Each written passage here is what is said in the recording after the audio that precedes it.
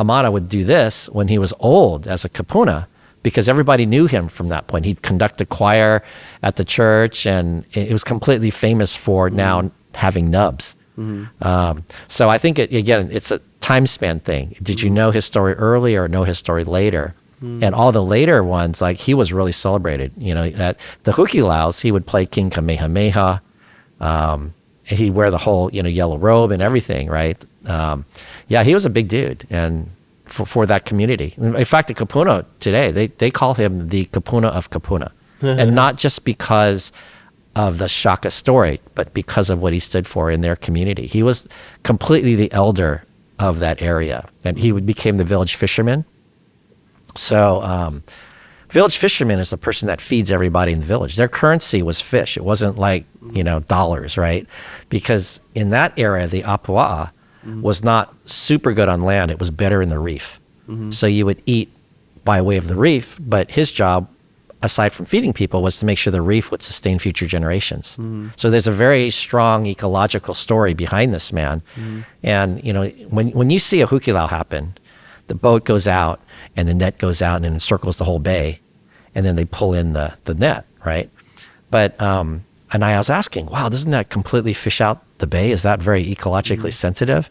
And so fishermen tell me they're lucky if they catch 10% of the fish that are in the entire bay, because there's so many ways under and over, and having done it a couple times now, I'm like, yeah, this is super hard. In fact, when we shot the big scene, 1,000 people on the beach were shooting this scene. Wow. And we could see like ulua in the water, like swimming around inside the net, and they're like huge, right? We're like, we crushed it. And the first time we did it in a practice run, we got several hundred moi, the fish of royalty, right? And we're like, wow, that was epic. So finally, in a real big shot, 1,000 people on the beach, the net comes in, we know it's full of fish. And at the very last minute, this big wave comes in, and people get thrown back by the wave. And when they're holding the net, they forget to let go, because if they're getting hit, they're just going to hold on for dear life. They hold the net, they get tossed over, the net comes high, and all the fish go out. Very common. So, you learn things about fishing. They're doing these things. But yeah, it's just amazing how this guy was like the guy for Laie. Yeah. As the fisherman. In fact, the beach used to be called Hamana Beach. And then in 1948, when they started having hukilau to pay for a new church, because the LDS chapel had burned down. So they're fundraising, and for a 10-year period, they raised funds by doing this hukilau on the beach. And they would have people come out from town. And that whole thing was like, well, if you're going to do this hukilau, what type of entertainment, at that time there were just Samoans and Hawaiians in town there, because the Polynesian Cultural Center had it open. So you didn't have the Tahitian dancing and, the Fijian dancing and all that kind of stuff.